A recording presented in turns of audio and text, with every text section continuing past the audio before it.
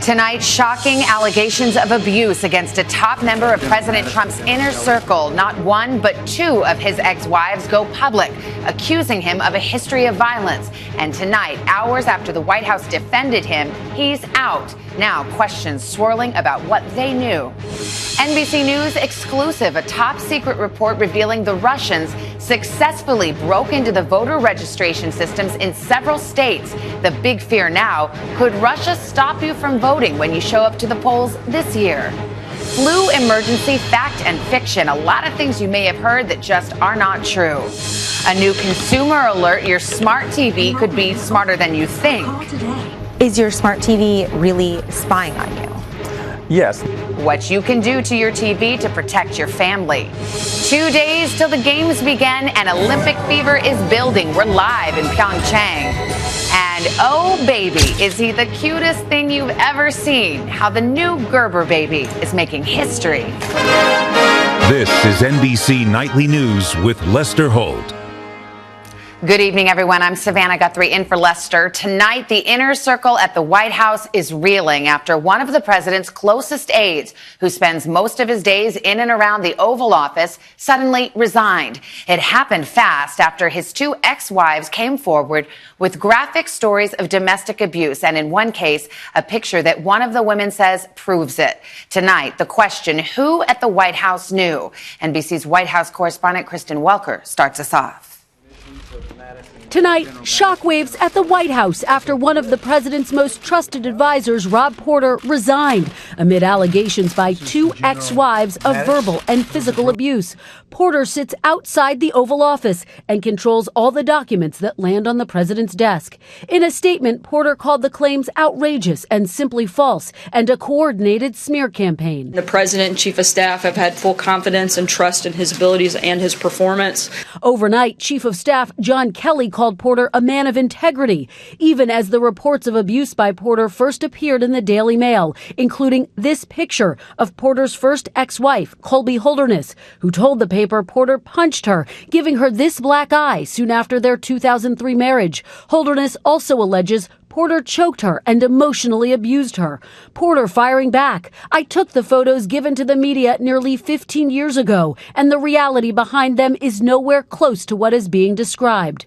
Porter's second ex-wife, Jennifer Willoughby, told the Daily Mail Porter dragged her wet and naked out of the shower and was verbally abusive, an account she confirms to NBC News. NBC News has also obtained a 2010 protective order where Willoughby told police during their separation Porter ignored her multiple requests to leave her home and at one point punched in the glass on the door. I called the police, afraid that he would break in, she said. Tonight, mounting questions about how Porter was given such close access to the president and the documents that crossed his desk. A former White House official says Chief of Staff John Kelly was aware of the allegations of abuse before the story broke. Two sources familiar with the matter tell NBC News it is believed Porter was never given full security clearance, although it's not clear why. The administration now on defense. I think that was a personal decision that Rob made, and one that he was not pressured to do, but one that he made on his own. The White House is not commenting on Porter's security clearance. One other layer to this, Porter is reportedly dating communications director Hope Hicks, who plays a role in all public statements from the White House, including those that were sent out last night in Porter's defense. Savannah. Kristen Welker at the White House, thank you. On Capitol Hill, the story is yet another government shutdown cliffhanger. The Senate struck a bipartisan deal today to fund the government for the next 2 years, but it is far from a done deal in the House. NBC's Capitol Hill correspondent Casey Hunt joins us now. Casey, good evening, and maybe here we go again. Savannah, good evening. There was major drama on the House floor today. Democratic leader Nancy Pelosi just wrapping up a marathon 8-hour protest speech. It's the longest speech on the House floor in more than a century. She was protesting a major bipartisan budget deal. It was announced today, but doesn't include protections for those so-called dreamers. The Senate deal does raise defense and domestic spending. Some conservatives are complaining that it spends too much money, but at this point, it seems on track to pass, avoiding another government shutdown. Savannah. We shall see. Casey, thank you so much. Elsewhere in Washington, the buzz is about the revelation that the president has requested the Pentagon to stage a military parade through the streets of Washington. It's certainly not unprecedented, but tonight some are asking why now, and is it worth spending tens of millions of dollars? NBC's chief White House correspondent Hallie Jackson with that story. It's been 27 years since tanks and troops paraded past Pennsylvania Avenue. Now, the Pentagon's preliminarily planning another procession. Why divert time, energy, financial resources to the planning of a parade, as the president has asked? The president's respect, his fondness for the military, I think, is reflected in him asking for these options. The commander-in-chief clearly delighted by the Bastille Day parade in Paris last summer. And it was one of the greatest parades I've ever seen. But outside the White House, a mixed reaction, with some suggesting it's reminiscent of the former Soviet Union or North Korea. Anytime you are staging a massive military event, you can come across as over-militarized and over-authoritarianist. Washington's last military parade in 1991 to commemorate U.S. victory in the Gulf came right past the White House here. But this time around, it's still too early to talk about a route or a date, maybe Veterans Day, or a price tag.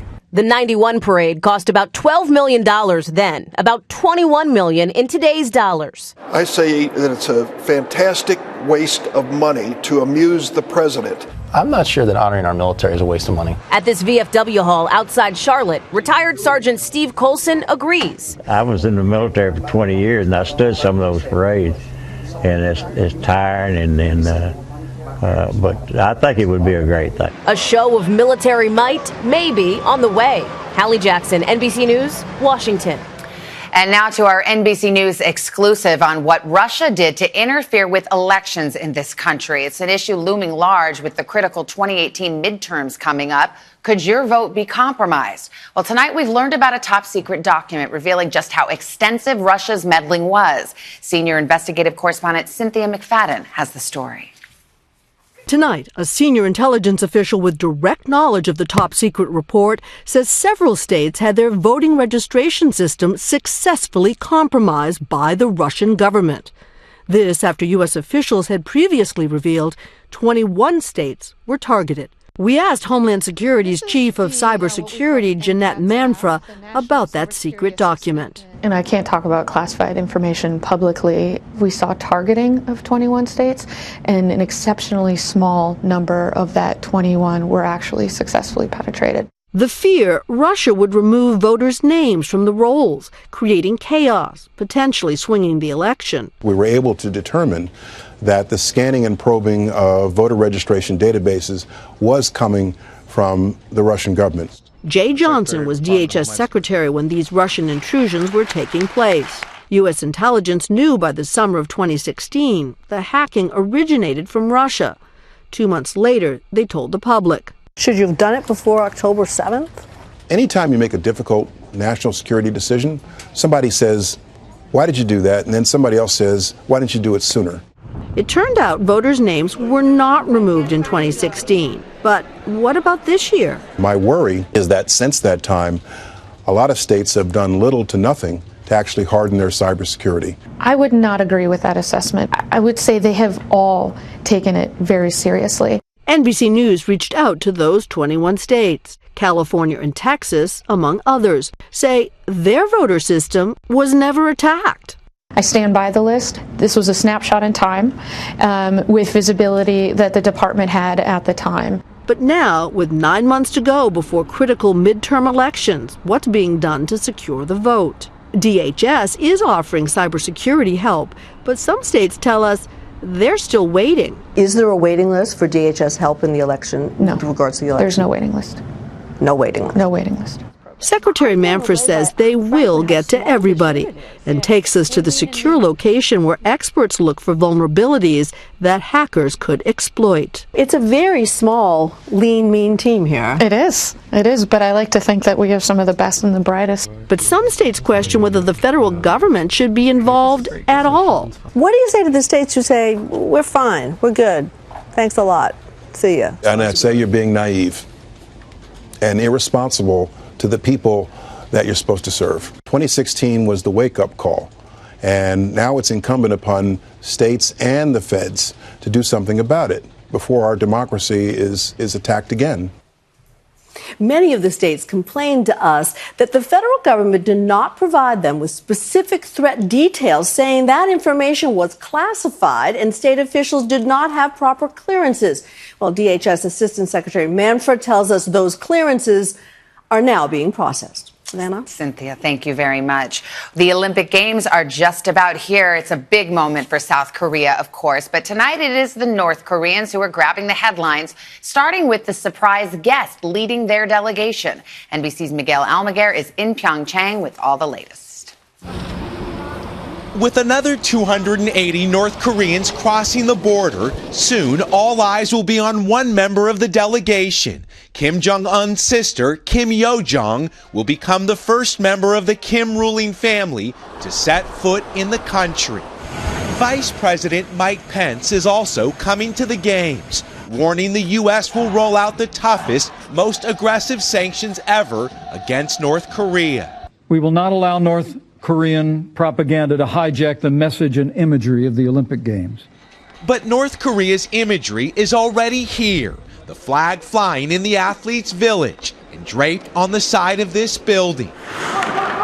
And after a rocky start, the joint Korean women's hockey team has adjusted, saying they're now getting along smoothly. But there are other worries here. A growing outbreak threatens these games. Confirmed cases of the highly contagious norovirus grew overnight. Now at least 86 sick.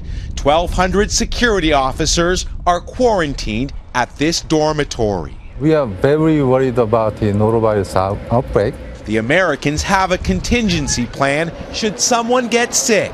Isolation pods and old-fashioned advice. They've been beating it into our heads to just wash your hands, wash your hands. Still, there is excitement in the air. The largest American team ever at the Winter Olympics is ready for gold on snow and ice. Everything is so big and so ooh, so I'm really excited for these games. Tonight, the good news, no athletes have gotten sick from norovirus, but officials maintain their top priority means keeping those that are ill quarantined. The weather's certainly not helping. On opening ceremony, it'll feel like 14 degrees. Savannah? But it's a dry cold. Miguel, thank you very much. And by the way, a program note, Lester is on his way. His live coverage from Pyeongchang begins tomorrow night right here on Nightly, and we hope you will join us. Today, we learned more schools are closing down because of the flu, this time in Chicago, and hospitalizations are soaring. They're on pace to exceed the record set just 4 years ago. So why do fewer than half of Americans usually even get the flu shot? Tonight, NBC News medical correspondent Dr. John Torres digs into it and debunks some frequent myths about the vaccine. 38-year-old Heather Holland was a popular second-grade teacher in Texas. Today, parents and students are grieving her death from the flu. She was really nice to all the kids. The flu continues to claim lives, including 53 children across the country. And yet, one study showed that more than 53% of adults are not vaccinated. This year I didn't get my flu shot because I simply didn't make the time. Karen Sullivan leads a county health department in Montana, but didn't get a flu shot until her friend Leslie Blythe was hospitalized.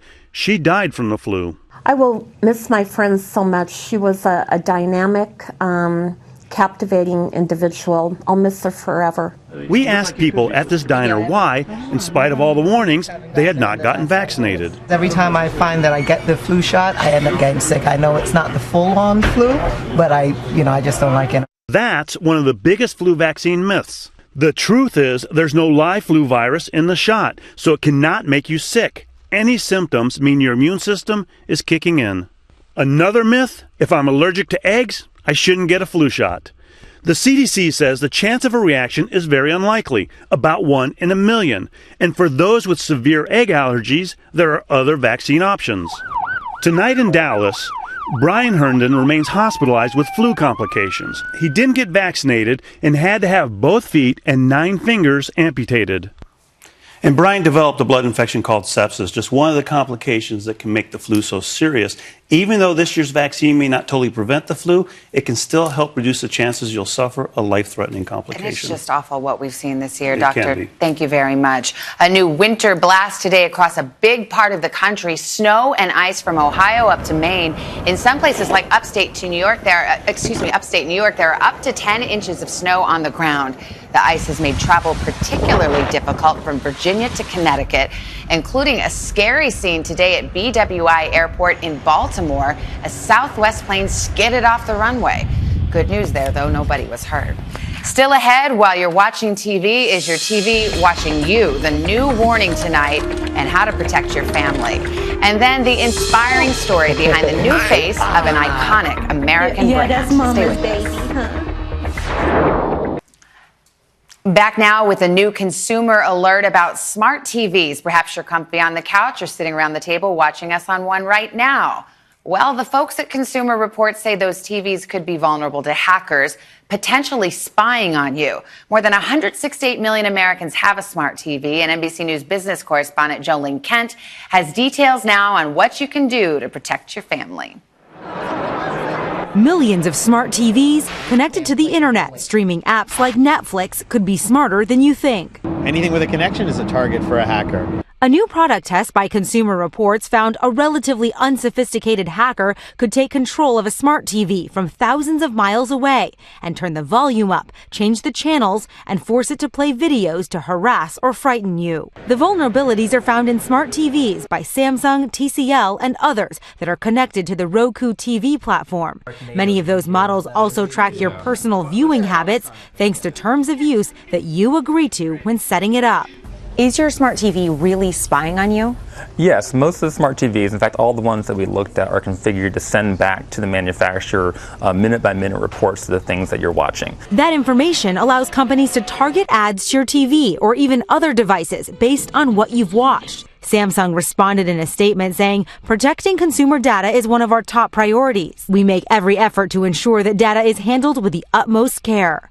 Roku says it takes security very seriously. There is no security risk to our customers' accounts or to the Roku platform as stated by Consumer Reports. To protect yourself, security experts recommend change your settings by opting out of data collection. Always download software security updates and use a password to protect your Wi-Fi network. Because you don't know who else might be watching. Jolene Kent, NBC News, New York. Coming up, the race against time to find survivors after a deadly earthquake. And Dunkin' Donuts lovers, the big change coming to a store near you. Casino mogul Steve Wynn has resigned as CEO of his empire, Wynn Resorts. This after sexual misconduct allegations dating back decades recently surfaced against him. Wynn also stepped down as finance chairman for the Republican National Committee last month. The billionaire has denied all allegations.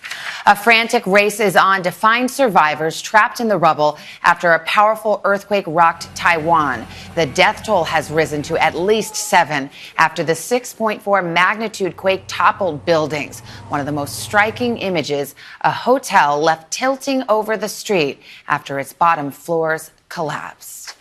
And there is a change coming to your cup of coffee if you enjoy a cup from Dunkin' Donuts. They are ditching those familiar styrofoam cups by the year 2020 and replacing them with new double-walled paper cups that keep in the heat without burning your hands. The styrofoam cups have been the source of controversy because, among other things, they cannot be recycled. When we come back, the baby making history as the adorable new face of Gerber. Roll 'em up, roll 'em up. And finally tonight, it is one of the cutest competitions in the country. And this year's winner of the coveted Gerber Baby title is an 18-month-old named Lucas, who also happens to be making history. NBC's Kristen Dahlgren has that story. Courtney and Jason Warren knew their baby Lucas was cute. He's got that twinkle in his eye and his little chucky cheeks. But they sometimes worried how the rest of the world would see him. We didn't actually find out he had Down syndrome until he was born. My biggest concern always with Lucas was how people were going to treat him. Then she sent this picture to the Gerber Baby photo contest. While Gerber products still have the picture they've used since 1928, the company also holds a search for the baby of the year to be featured in its social media accounts. Lucas is the first baby with Down syndrome to win. Oh my goodness, my child's gonna be the next Gerber baby. Dad Jason is in the National Guard and says the $50,000 in prize money will go to Lucas's education. Seeing your child exceed in life is something I'm looking forward to. This is life-changing. That it is. And we're hoping Lucas looks back on it and feels proud. Hi, Lucas. Congratulations. Lucas made his national debut on the Today Show this morning. A natural. What has this meant to you guys? I mean, it's incredible. It's just amazing. I mean, he gets to spread so much joy and love with everybody. Is it for me? An inspiring ambassador. Lucas is first. Down syndrome is just something that he has. Patty cake. With a smile that could change the world. Hi, Kristen Dahlgren, NBC News, Calhoun, Georgia. Cute and a good personality, too. That's Nightly News for this Wednesday night. I'm Savannah Guthrie in for Lester, who reports live from the Olympics tomorrow. I'll see you tomorrow morning on Today. For all of us at NBC News, thank you for watching and good night.